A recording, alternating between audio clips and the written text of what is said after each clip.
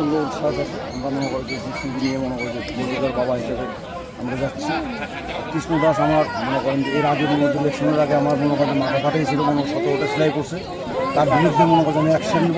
36টা সেলাই হলো মনে হচ্ছে কৃষ্ণ দাস না ফেলাইতে পারি। আমার নাম ননী না, আমার নাম ননী গোপাল দাস।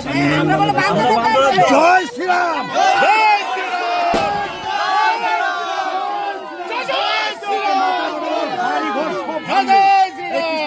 না ফাটাইতে পারি আমি, আমার নাম ননী না। ঠিক আছে, কত মনে অস্ত্র আছে আমরা দেখব, এটুকুই আমরা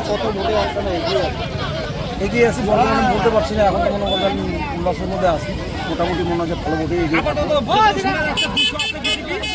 আর ওরা হচ্ছে তোমার 100 নিচে 197 কি এরকম আছে, 200 বিজেপি আছে।